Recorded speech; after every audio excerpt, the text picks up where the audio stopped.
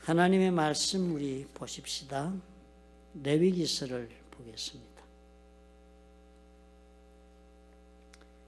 레위기 오늘 묵상의 순서는 9장 1절부터 24절입니다. 아론이 처음으로 백성들을 위하여 모세가 명령한 제사를 드린 그 기록이 나오는 장입니다. 그런데요, 9장 1절부터 24절까지 읽으면 너무 기니까 핵심이 되는 15절부터 24절까지만 저와 교독하도록 하겠습니다. 레위기 9장 15절부터 교독하겠습니다. 그가 또 백성의 예물을 들이되 그 백성을 위한 속죄제의 염소를 가져다가 잡아 전과 같이 죄를 위하여 드리고, 또 번제물을 들이되 규례대로 드리고, 또 소제를 들이되 그 중에서 그의 손에 한 웅큼을 채워서 아침 번제물에 더하여 제단 위에서 불사르고, 또 백성을 위하는 화목제물의 숫소와 숫양을 잡으며 아론의 아들들이 그 피를 그에게로 가져오니 그가 제단 사방에 뿌리고, 그들이 또 수소와 숫양의 기름과 기름진 꼬리와 내장에 덮인 것과 콩팥과 간 거풀을 아론에게로 가져다가 그 기름을 가슴들 위에 놓으며 아론이 그 기름을 제단 위에서 불사르고, 가슴들과 오른쪽 뒷다리를 그가 여호와 앞에 요제로 흔드니 모세가 명령한 것과 같았더라. 아론이 백성을 향하여 손을 들어 축복함으로 속죄제와 번제와 화목제를 마치고 내려오니라. 모세와 아론이 회막에 들어갔다가 나와서 백성에게 축복하며 여호와의 영광이 온 백성에게 나타나며, 불이 여호와 앞에서 나와 제단 위의 번제물과 기름을 사른지라. 온 백성이 이를 보고 소리 지르며 엎드렸더라. 아멘.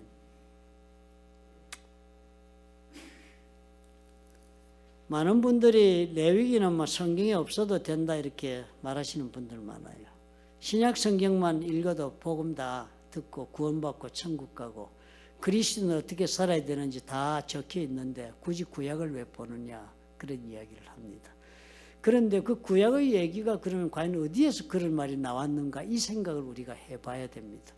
우리가 믿음이 습관이 되니까요, 모든 게 그냥 습관이 되니까 자연스러워져 버렸습니다.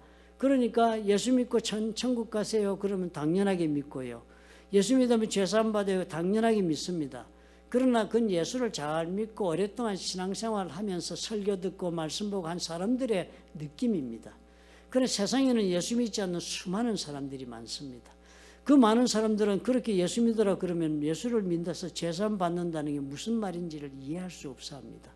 참으로 하나님이 성령의 감동하심으로 우리가 믿음을 받아들여서 믿는 역사 가운데 믿음에 들어온 사람들도 많지만 그렇지 않은 사람들도 많습니다. 그런 분들에게 과연 믿음이 무엇인지, 예수를 믿는다는 것이 무슨 근거하에 하나님께서 믿으면 죄사함 받는다 하는지, 이런 이야기가 사실은 구약 성경에 다 적혀 있습니다. 그러니까 그걸 다 빼버리고 나면은 우리가 뿌리 없는 그런 나무처럼 되어서 우리 신앙이 깊지를 못한 신앙이 됩니다. 그래서 결국은 이 구약 성경을 읽을 때도 우리가 그 관점을 늘 가지고 읽으면 많은 우리에게 영적인 도움이 됩니다. 우리 영혼이 깊은 묵상 가운데 하나님을 깊이 깨닫고 그리고 하나님의 사랑도 느끼는 그런 일이 영적으로 구약을 통해서도 일어나는 것입니다. 사실상 이 레위기의 모든 내용은 딱 한 가지 이야기하고 있는 것입니다. 복잡한 이야기 많은 것 같지만 사람들이 어떻게 하나님과 관계를 맺을 수 있는가 하는 겁니다. 하나님과 관계 맺는다는 거 이거 보통 일 아닙니다. 우리는 맨날 교회 다니면 들어서 그렇지만 세상 사람들 많은 사람 보십시오. 그 무당불러 굿하고 뭐 별의별 일 많이 하지 않습니까? 한국 사람들 보면은 선앙당 지날 때마다 돌도 하나씩 넣고, 그거 다 뭐예요? 초월적인 능력을 가진 어떤 신이 있는데 그 신의 도움을 내가 받아야 된다, 아니면 신의 그 진노를 내가 받으면 나는 안 된다 하는 이런 두려움 때문에, 그 신과의 관계 속에서 가진 두려움 때문에 그런 일도 행하면서 그렇게 우상도 섬기고 하는 것입니다. 그러니까 결국은요, 그렇게 해보았지만 세상에서는 어떻게 해요? 그 많은 잡신들, 세상 사람들이 말하고 있는 그 많은 신들은요, 결코 어떻게 하면 내가 너와 좋은 관계를 유지해서 내가 너로 하여금 복된 삶을 살도록 인도해 줄 수 있는가를 말해 주지 않습니다. 세상의 우상들은 그걸 가르쳐 주지 않아요. 신과 같이 하는 것은 우상들은 아마 있다면 아무것도 아니고 존재도 없겠지만 만약에 있더라도 그 우상들은 사람들과 좋은 관계를 맺기를 원하지 않을 것입니다. 사람들을 사단이 원하는 것처럼 불행하게 만들고 자기의 종을 만들고 이렇게 도구로 만들어 쓰고자 하지, 사람들이 잘 되어 복된 삶을 살도록 그렇게 하고자 하는 신은 없을 것입니다. 신은 그런 관계를 맺고자 하는 우상이 없어요. 그런데 우리 하나님은 어떤 하나님이라고 레위가 가르쳐 주냐 하면은 이 하나님과 관계를 맺을 수 있는 길이 있다는 거예요. 하나님 앞에 나와서 관계를 맺을 뿐만 아니라 그 맺은 관계를 꾸준히 유지해서 하나님이 너에게 주고자 하는 그런 놀라운 은혜를 부어주는 그런 삶을 네가 살 수 있는 길이 있다. 그 길을 여기 있다라고 가르쳐주는 그 설명이 바로 레위기의 그 모든 이 복잡한 제사의 이야기였습니다. 우리가 그것을 이때까지 읽어오면서 무슨 뜻인가 하는 이야기로 묵상을 해왔습니다. 지난 주일에는 1시간 만에 막 급하게 우리가 총정리해서 여러분께 정리해서 묵상에 도움을 주느라고 또 그런 설교도 했습니다. 그래서 아마 지금쯤 묵상을 해오신 분이라면 레위기가 전혀 처음에 봤을 때처럼 그렇게 막 무슨 얘기인지도 전혀 모르겠다 이런 단계를 넘어서서 무엇인가 조금씩 이제 공감이 가기 시작하는 그런 부분에 지금 우리가 도달한 것입니다. 오늘 이 이야기를 보니까요, 아론이 대제사장으로 취임을 하고 그리고 그 아론의 자손들이 다 제사장이 되어가지고 하나님 앞에 자기들이 죄인이니까 먼저 백성들을 위해 제사를 드리는 중개자 역할을 하기 전에, 제사장 역할을 하기 전에 먼저 자신들을 위해 제사를 드린 이야기가 9장 앞에 부분에 우리 읽지 않은 9장에 나옵니다. 그렇게 본인들이 죄산받는 번제와 그리고 속죄제를 하나님에 드린 다음에 이 사람들이 처음으로 이스라엘 역사상 처음으로 하나님 앞에서 모세가 명령한 대로 제사를 드린다. 그렇게 적혀 있습니다. 그 제사를 쭉 모세가 명령한 대로 드렸더니요, 그 결과가 무슨 결과가 나타났습니까? 놀라운 결과가 벌어졌다고 하는 것입니다. 아론이 제사를 다 드리고 성막 앞에서 백성을 향하여 손을 들어 축복함으로 속죄제와 번제와 화목제를 마치고 내려왔습니다. 그래서 모세와 아론이 회막에 들어갔다가 나와서 백성에게 축복했습니다. 제사 잘 드리고 하나님이 연락하셨다. 하나님께서 이제 우리로 하여금 다시금 하나님의 자녀답게 살게 허락하신다라고 축복했더니 여호와의 영광이 온 백성에게 나타났다 그랬습니다. 여호와의 영광이 온 백성에게 나타났다. 그 말은 이 영광이 나타났다는 말에 이 영광이라는 단어는 septuagint 헬라어로 70인 번역한 성경에 보면은 이 영광을 하나님 당신이 나타나셨다. 그래서 하나님이 직접 그 모습을 드러냈다라고 그렇게 표현을 한 글로 그렇게 저들은 이해를 했습니다. 그리고서 24절에 보니까 불이 여호와 앞에서 나와 제단 위의 번제물과 기름을 사른지라. 엄청난 사건이 벌어진 거 아닙니까? 제단에 불을 피우고서는 제사 드리는 그 제물들을 올렸습니다. 그래 올려가지고 그 불이 제단에 불이 올린 그 제물들을 불태우고 기름을 불태우고 하는 제사를 드리고 있는데 엉뚱하게 제사를 그러면서 다 드리고 나왔더니 불이 하나님 앞으로부터 불이 제단으로 임한 거예요. 놀랍게도. 그래가지고는 제단 위에 있는 번제물과 기름을 불태워버린 것입니다. 그랬으니까 그것 본 백성들이 얼마나 놀랐겠습니까? 온 백성이 이를 보고 소리 지르며 엎드려졌더라. 당연히 그랬겠죠, 그죠? 얼마나 놀랐겠습니까? 제사 드리는 거 그냥 이렇게 무리한 제사, 뭐 양을 죽이고 소를 잡고 피를 바르고 웃자고 저짜고 막. 아무리 제사를 그렇게 드리면서 이 사람들은 이게 뭐 하는지 모르고 드렸을 겁니다. 이래야 한다니까 아마 그랬을 것입니다. 그런데 어떻게 해요? 하라는 대로 했더니 하나님의 불이 임하는 엄청난 사건이 발생한 거 아닙니까? 놀란 게 전부가 아니었습니다. 이 사람들이 백성이 이를 보고 소리 지르며 엎드려졌더라. 영어 번역 보면은 기쁨으로 소리를 지르며 엎드려졌더라. 무슨 기쁨이에요? 하나님께서 우리와 지금 함께 한다는 그런 놀란 사실을 확인했으니까 기뻤던 것입니다. 우리가 그냥 하나님 앞에 이렇게 뭐 죽을 죄인이 돼 죄나 짓고 이러고 은혜나 바라고 살려주십시오 이런 사는 존재가 아니라 하나님이 지금 우리 가운데 살아계신 하나님이 응답으로 와 계셨다 하니까 뭐 얼마나 기뻤던지 소리를 지르면서 엎드려졌다는 거예요. 예수를 안 믿고 믿음이 없는 사람들 혹은 뭐 신앙생활도 뭐 적당히 하고 계신 분들이 이런 이야기를 들으면 성경에 그런 이야기는 다 신화지 뭐. 그 당시 옛날 고대의 이야기지.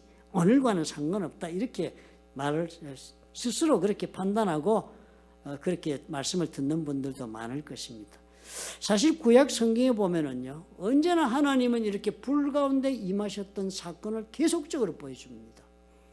이 사건은 지금 레위기 때니까, 모세 때니까 이스라엘 백성이 이제 한 나라로 처음 지금 하나님 백성으로 시작할 때 드린 제사는 제일 처음의 사건입니다.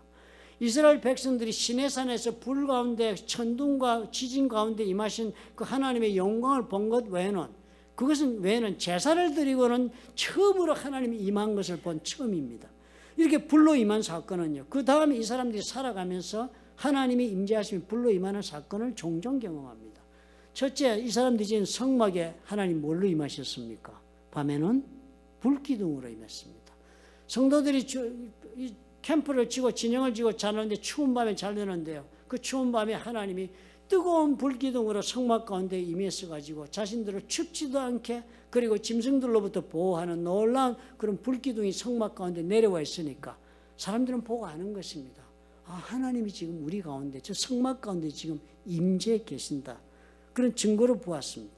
사사기 때 기드온이 있을 때 미디안이 다스리고 있을 때였습니다. 미스란의 속국이 되어서 고생하고 있을 때인데요, 그때 하나님이 7년 동안 고생하면서 막 이스라엘 백성들이 회개하고 막 하나님 앞에 살려달라 부르짖으니까 하나님이 기드온을 사사로 세워서 미디안을 쳐부시고 이스라엘을 해방시키려고 기드온을 불렀습니다. 그래서 여호와께서 말씀하시기를, 너는 가서 너의 힘으로, 기드온 너의 힘으로 이스라엘을 미디안의 손에서 구원하라. 내가 너를 보낸 것이 아니냐. 하나님이 이렇게 강하게 말씀하신 기드온 보고 일어나서 네가 미디안을 쳐라 그랬습니다.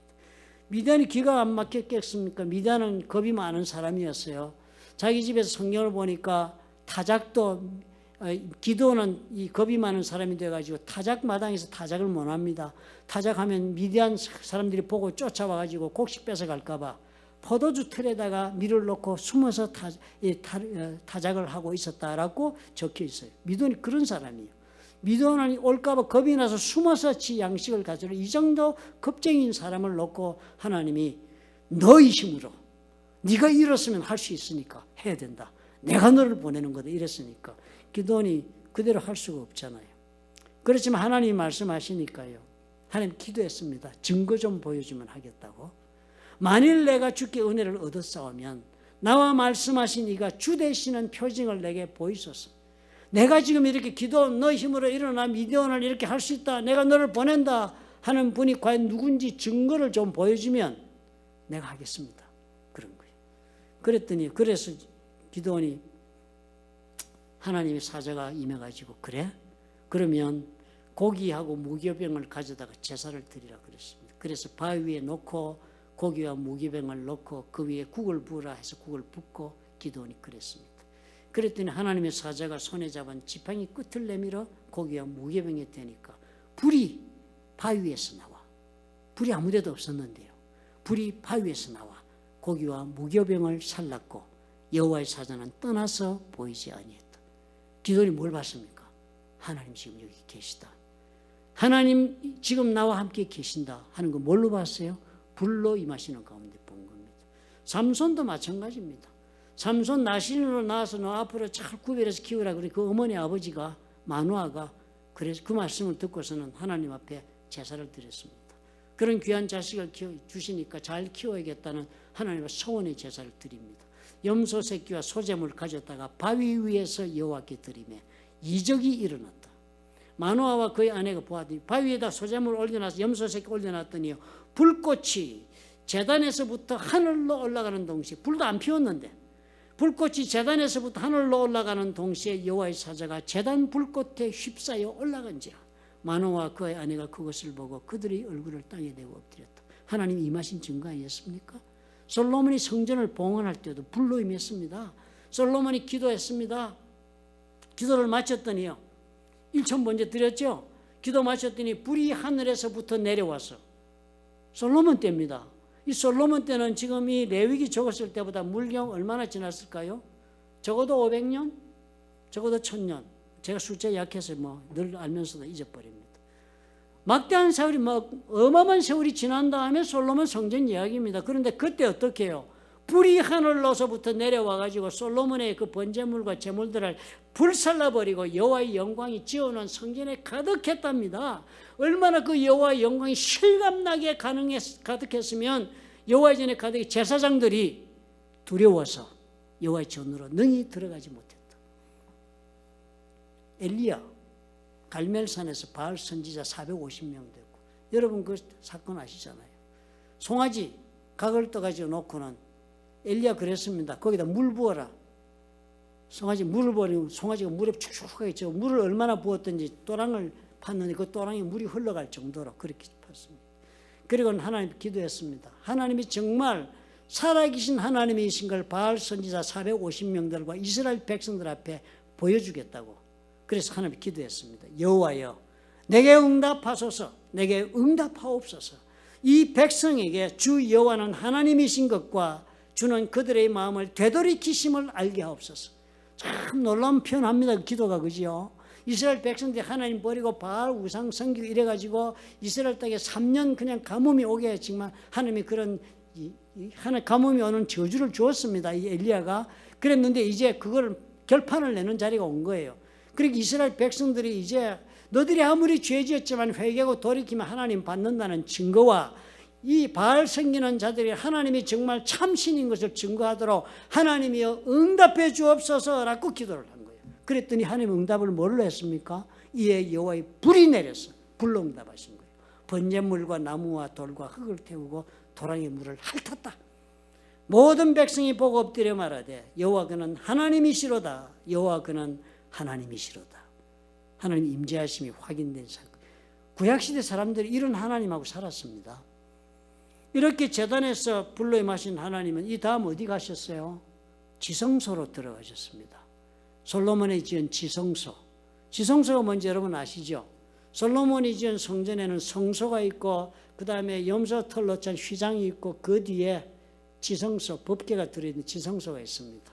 이 지성소에는 1년에 한 번 대제사장이 자신의 죄를 사하는 제사 지내고 또 백성을 사하는 제사를 지내고 그 숫 염소의 피를 양푼에 담아서 백성들의 죄를 사한 제사, 대표 제사를 드리러 딱 한 번 들어가는 것이 허락되는 것이 지성소입니다.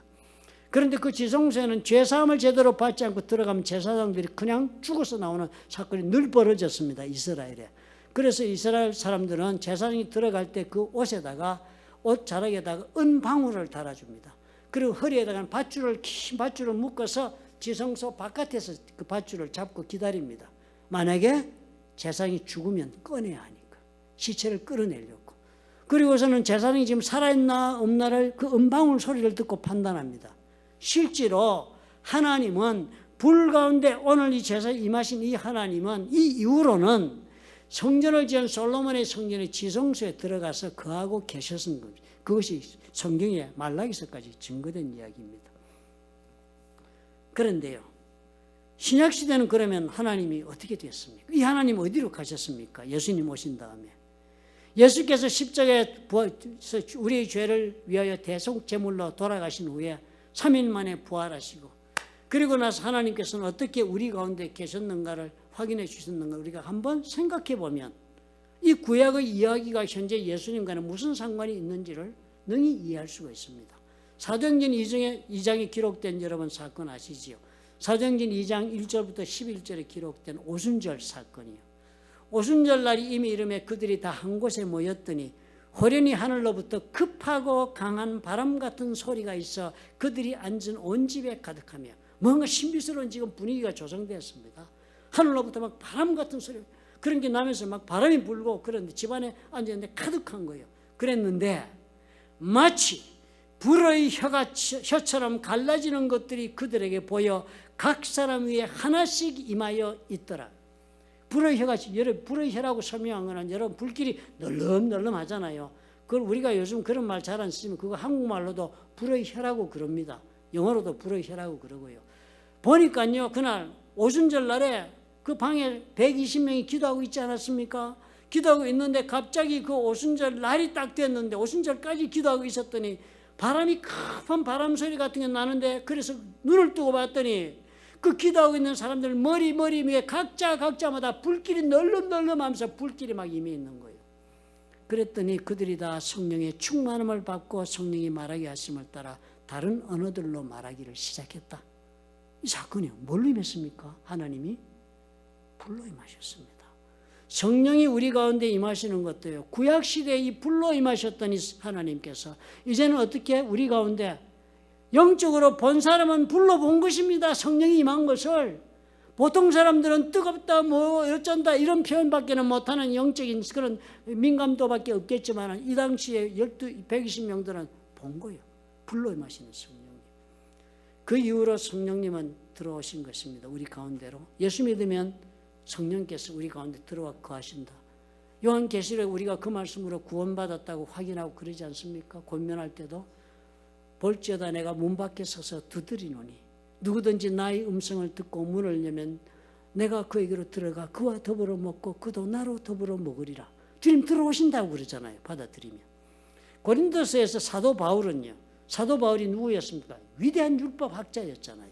레위기를 통틀어 꿰고 있는 사람이니까 이 사람이 고린도 전서에서 이 이야기를 우리 이렇게 알려줍니다. 성령의 불로 우리 가운데 임하신 이것이 바로 이 당시 레위기에 불로 임하신 그 하나님이란 이야기를 고린도전서 6장 19절에 이렇게 말씀합니다. 너희 몸은, 우리 몸을 말해요. 너희 몸은 너희가 하나님께로부터 받은 바 너희 가운데 계신 성령의 전인 줄을 알지 못하느냐. 놀라운 표현 아닙니까? 우리 몸이요? 우리는 부부간에 그러잖아요. 네 몸은 내 거야, 내 몸은 네 거야. 부부간에 네 거, 내 거로 사는 게 우리 인생이잖아요. 우리 아들도 딸도 저는 자식도 내 거야. 우리 이러고 사는데 그 몸이 내 거가 아닌 거예요. 하나님의 성전이라. 너희 가운데 계신 성령의 전인, 우리 가운데 들어와 계시는 성령이 머물고 계신 성령의 전인 줄을 알지 못하느냐. 너희는 너희 자신의 것이 아니다. 예수 믿고 성령 받은 사람들은요. 예수 믿어 예수를 삶의 구주로 영접하면 주께서 성령으로 우리 속에 들어와 내주한다고 그러지 않습니까? 그런 우리가 하나님으로부터 기도해서 성령의 기름 부으심 받으면 능력에서 증인이 된다고 사도행전이 가르쳐 주었잖아요. 그런데 그 이야기를 지금 사도 바울은 고린도 전서에서 그 죄 많이 짓고 말씀대로 안 살고 교회 다니는데도 다니는지 안 다니는지 모르는 모습으로 사는 고린도 성도들, 얼마나 문제 많은 성도들이었습니까? 그 가운데 말씀을 주는데 그러는 거예요. 너희 가운데 지금 하나님이 성령의 전을 삼고 와 계신 것을 모르느냐. 성전 그럴 때는요. 솔로몬의 성전은 성소가 있고 지성소가 있다 그랬지 않습니까? 그걸 헬라어로 적을 때는요. 성소 그러면 히에론 그럽니다. 지성소 그러면 나오스 그럽니다. 성경은 무슨 말로 적혔다 그랬습니까? 헬라어로 적었습니다. 고린도전서. 고린도 너희 가운데 계신 성령의 전, 이 전은 히에론, 나오스 둘 중에 무슨 단어를 썼겠습니까? 바울이 나오스를 썼습니다. 지성소다. 이 불사건이 있고 나서 솔로몬의 성전 지성소에서 1년에 한 번씩 하나님이 만나주고 임재하신 그 하나님은 1년에 한 번은 만나줬지만 그 은혜의 보좌 앞에서 그 지성소 앞에서 이스라엘 백성들과 한순간도 변함없이 그 가운데 계셨던 하나님이 지금 우리 가운데 어떻게 해요? 저와 여러분의 영혼 가운데 들어오시고 여기를 지성소 삼고 지금 들어와 계신다는 거예요. 어떻게? 성령의 불로 임하셔가지고. 놀라운 이야기 아닙니까? 지금 그러니까요. 예수를 믿는다는 게요. 이 놀라운 사건이 지금 우리한테 벌어진 겁니다. 하나님 앞에 제사 드렸더니 용서함 받고 하나님 관계가 올바로 되더니 하나님의 불 가운데 임해가지고 내가 너희들과 함께 한다는 증거를 보여준 이 사건이 지금 예수 믿은 우리들에게 현실적으로 이렇게 벌어지고 있다 하는 것입니다. 그러니까 우리가 이제 이 레위기를 보면서 깨닫는 거예요. 이 레위기에 이렇게 제사 드려가지고 하나님이 이렇게 살아계셔 오시는구나. 그럼 우리는 어떻게 해요? 하나님 앞에 이런 예배를 드려야죠. 그죠?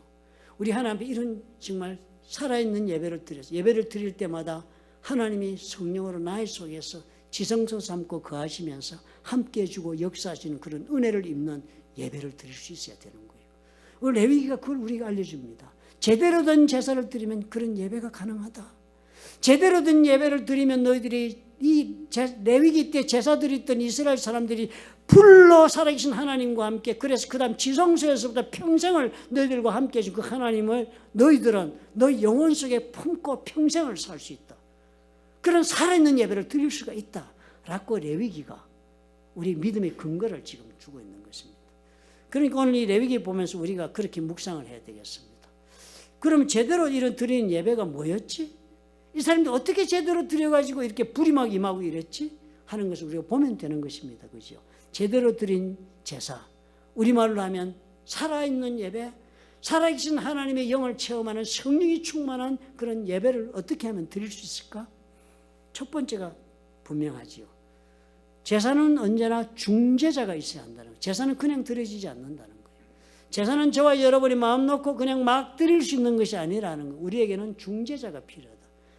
보니까 어떻게 해요? 아론이라는 대제사장이 제사를 중재한 그런 제사가 이루어진 것이니까요. 그런데 우리에게는 어떤 제사는 있다고 성경이 가르쳐주고 있습니까? 이 레위기 시절의 제사장들이 해당하는 그 제사를 완전히 드린 분이 예수님이라고 설명하는 책이 히브리서에 있습니다. 그렇죠? 이 사람들은 짐승을 가지고 우리의 죄를 대신하여 죽이는 제사를 드렸지만 이제는 예수께서 자신의 몸을, 죄 없는 몸을 제물로 드려서 제사를 드렸기 때문에 이 제사는 완전하게 이루어진 제사가 됩니다. 그렇죠? 완전하게 이루어진 제사가 됐으니까 하나님 말씀이 완전한 제사를 한번 드렸으니까 더 이상의 제사는 필요 없다라고 얘기합니다. 그러나 우리는 어떻게 해요? 분명히 알아야 되는 것은 그럼에도 불구하고 우리가 하나님에게로 나가서 성령께서 나와 함께 하시는 살아계신 하나님을 체험하는 예배를 드리려면 우리가 어떤 믿음이 있어야 돼요? 이 예수 그리스도가 하나님과 나 사이의 삶의 중재자로 서 있음을 믿는 믿음이 있어야 하는 것입니다. 예배당에 오면서도 예수를 흐리멍텅하게 믿거나 제대로 믿지 않는 성도가 얼마나 많습니까? 예수가 누군지를 모르고 와서 예배 드리면서도 다니면서 권사된 분도 계시더라고요. 그런 장로님도 때때로 만나볼 수 있습니다, 여러분. 누구나 다 와서 앉아서 예수님 찬양 드리고 우리가 찬양 드려 다 예수 믿는 거 아닙니다. 누구든지 와서 예배를 드릴 때 살아있는 예배, 하나님을 체험하고 성령 기름 부심이 있는 사한 예배를 경험하고 하나님과 함께 동행하기를 원해서 이 제사장이 왔다면, 이 예배 장소에 왔다면 마음속에 이 예수 그리스도에 대한 믿음이 있어야 하는 것입니다. 이 예수가 나에게 누구냐 하는 믿음이 있어야 하는 거예요. 히브리서에 그랬습니다. 우리에게 큰 대제사장이 계신다고 그랬습니다. 그분이 누구라고요? 이곳 하나님의 아들 예수시다. 우리가 그러므로 믿는 도리를 굳게 잡아라. 예수를 믿는 도리를 굳게 잡아라. 예수는 그냥 십자가에 돌아가시고 제사 지내고 그래서 나 할 일 다 했다 해서 하나님 우편에 가신 그런 분이 아니래요. 우리에게 있는 그 대제사장 예수님은 우리의 연약함을 동정하지 못하실 리가 아니요 모든 일에 우리가 똑같이 시험을 받은 이로되 죄가 없다. 그러므로 우리는 긍휼하심을 받고 때를 따라 돕는 은혜를 얻기 위하여 은혜의 보좌 앞에 담대히 나갈 것이다. 그 예수를 믿어서 오늘 우리가 예배를 드리러 나올 때 담대하게 나올 수 있다는 거예요. 나는 비록 죄인이지만 나는 정말 예수님이 나의 죄를 사하신 나의 구세주요 또 그 주님이 나의 이제는 주인이 되신 그런 주님이 되셔서 그 주님의 명령에 나는 순종하며 살아가는 사람이 되기로 결단한 사람이다 라는 신앙 고백이 있는 자들에게 이 은혜가 있다는 거예요. 그런 사람들은 긍휼하심을 입는답니다. 그리고 때를 따라 돕는 은혜, 나에게 필요할 때마다 그 은혜를 부어주시는 그 은혜를 얻기 위하여서 은혜의 보좌 앞에 담대히 나아갈 수 있다. 이 은혜의 보좌라는 단어가 대단히 중요합니다. 이 은혜의 보좌, 우리 찬양 부를 때 은혜의 보좌 그러니까 그게 추상적으로 여기지만 구약시대 사람들은 은혜의 보좌가 지성소에 있는 법궤의 뚜껑을 말합니다. 그 법궤의 뚜껑이 mercy seat, 은혜의 보좌라고 부릅니다. 왜냐하면 거기가 하나님께서 그 자리에서 수장의 피를 뿌리면 그 자리에서 대제사장에게 이스라엘에게 말씀을 주시는 자리가 은혜의 보좌입니다. 거기는 어떻게 들어가요? 아무나 못 들어가요. 제사장도 만약에 온전한 죄사함 받지 못하고 들어가면 죽음을 당하는 자리, 무서운 자리예요. 그 은혜의 보좌를 말하는 것입니다. 우리가 예배 드리러 오는 자리가 사실은 그런 자리도 하나님 앞에 나오는 자리인데, 그런데 우리는 그런 두려움의 자리가 아니라 어떤 자리요? 예수를 우리가 믿는 것이니까. 그 예수께서 나의 죄를 사하신 것을 내가 믿고 그 믿음으로 오늘 이 자리에 왔으며, 그런 예수가 나를 구원하였을 뿐만 아니라 지금도 나의 주가 되시는 것을 믿고 내 삶을 쳐서 복종시키기 위해 이 자리에 왔으니까, 그런 사람이라면 담대함을 입어라.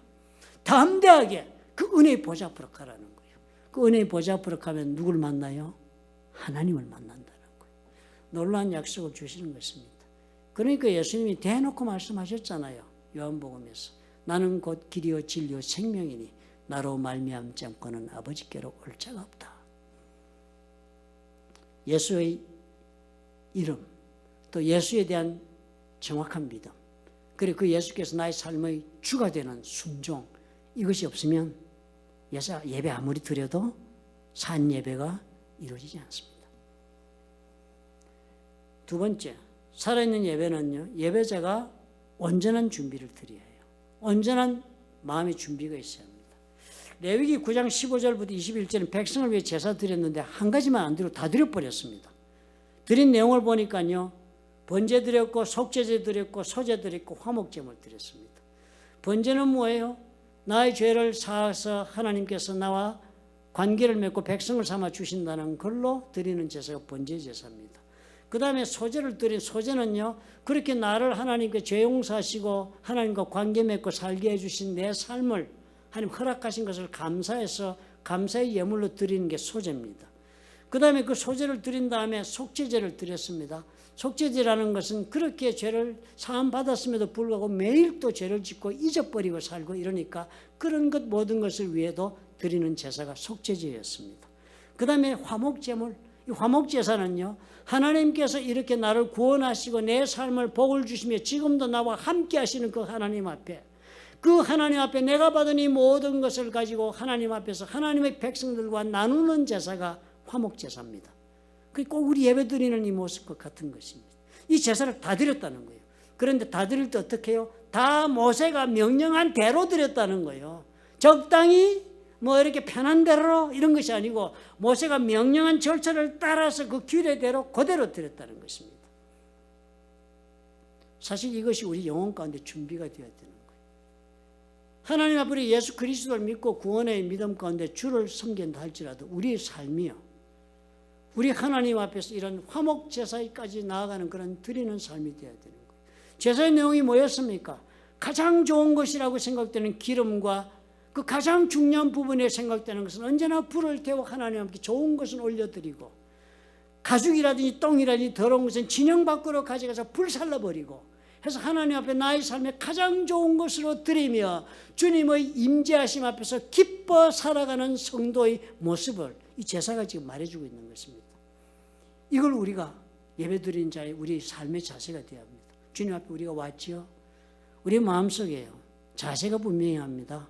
순종의 자세로 와야 합니다. 하나님 앞에 내 모든 것을 내려놓는 겸손의 자세가 있어야 합니다. 그리고 그것은 어떻게 해요? 우리 하나님 나와드린 제 나의 가장 좋은 것으로 드리는 시간이 되어야 해요. 나의 영혼의 가장 깊은 곳에서 나의 삶의 가장 아름답고 귀한 것으로 주님 앞에 드리는 그 마음으로 이 예배가 드려져야 합니다. 숨겨진 동기나 부정직한 것들을 다 버리고 와야 한다 라고 제사가 가르쳐 주잖아요. 우리 속에 들어와 내주하시는 성령님에 대한 그런 겸손함과 순종, 그리고 또 나의 가장 좋은 것을 아버지 앞에 드리고자 하는 그 마음, 이것이 성도가 살아있는 예배, 살아계신 하나님을 체험하는 예배를 받을 수 있는 그런 전제 조건이 된다고 레위기가 보여줍니다. 그리고 말씀하세요. 이것이 놀라운 특권이라는 거예요. 아무나 다 이 은혜를 입는 게 아닙니다.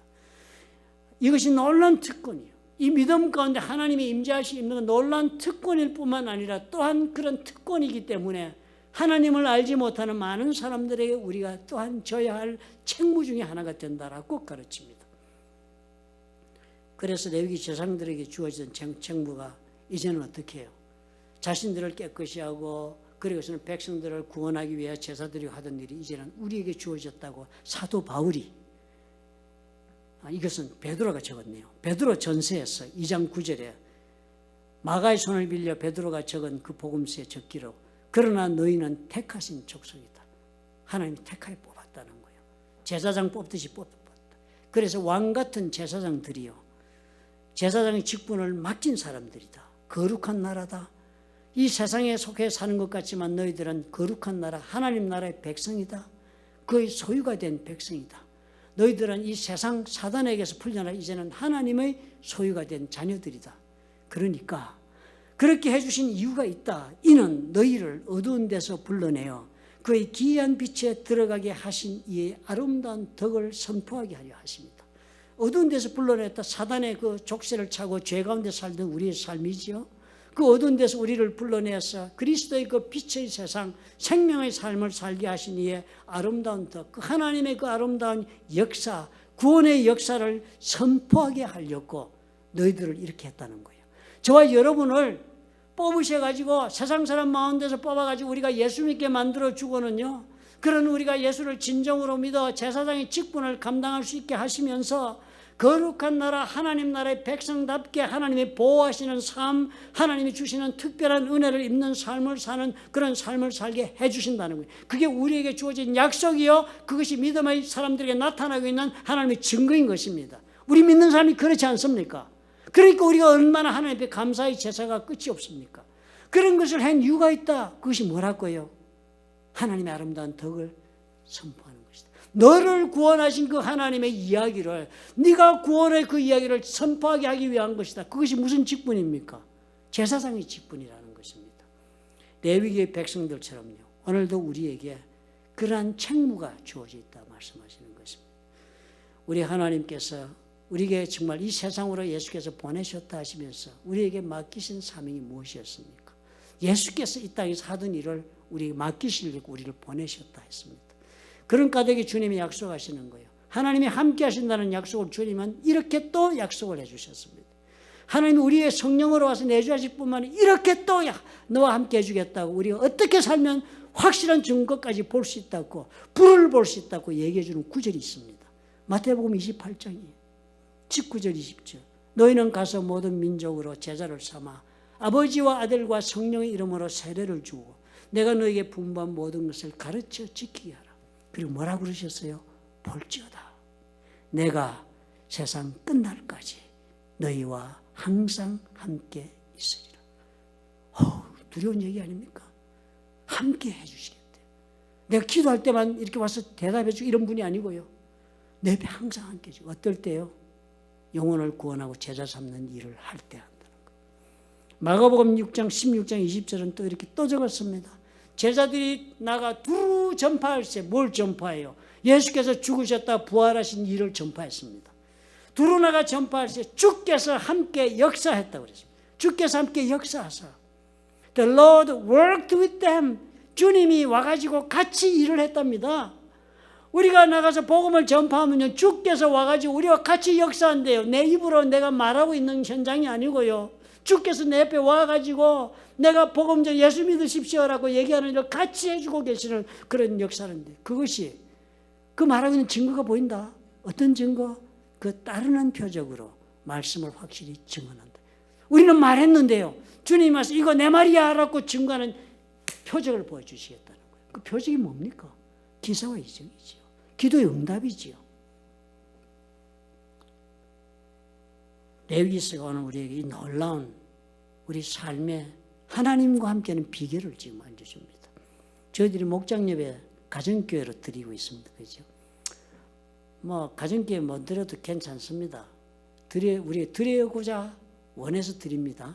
그러니까 연세가 70세 넘으시고 이랬으면 그저 교제하시고 또 나름대로 복음 전하시고 이러면 되시니까요.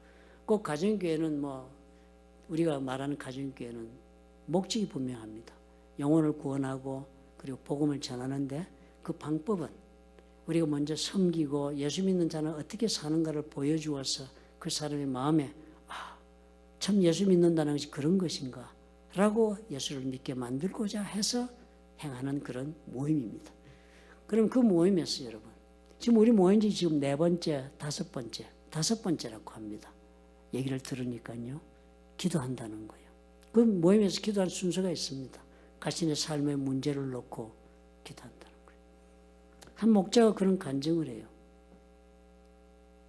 기도 제목을 놓고 기도했는데 그 사람이, 기도한 사람이 예수 안 믿는 사람이에요.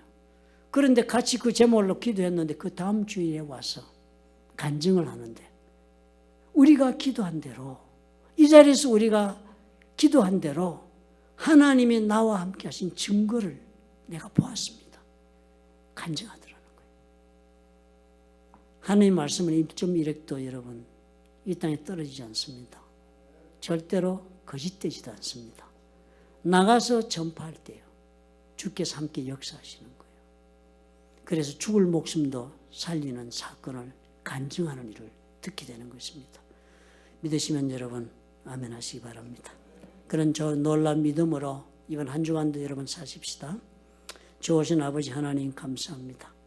우리 주의 은혜로 주님께서 함께해 주셔서 주님이 동행하시는 삶, 주님께서 역사하시는 삶, 복음을 전함으로 아버지 우리가 직접 체험하는 그런 기간이 되도록, 주간이 되도록 아버지 축복해 주옵소서.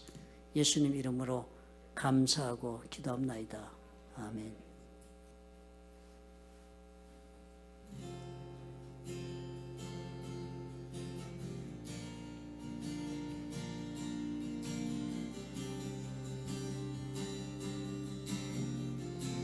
우리 같이 고백하십시다. 완전하신 나의 주님, 완전하신 나의 주, 의의 길로 날 인도하소서. 행하신 모든 일 주님의 영광 다 경배합니다.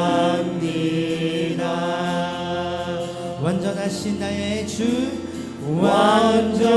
완전하신 나의 주, 의의 길로 날 인도하소서. 행하신 모든 일 주님의 영광 나 경배합니다.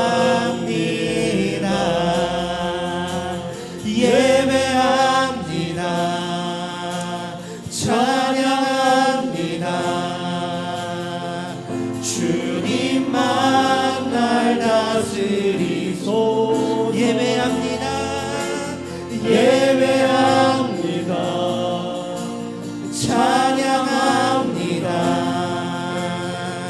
주님 홀로 높임받으소. 우리 한 번 더 예배합니다. 예배합니다. 찬양합니다. 주님만 날 다스리소서. 예배합니다. 찬양합니다. 주님 홀로 높임 받으소서. 사랑의 하나님 감사합니다. 늘 하나님의 임재하심 가운데 우리의 삶을 경영하기를 소원합니다.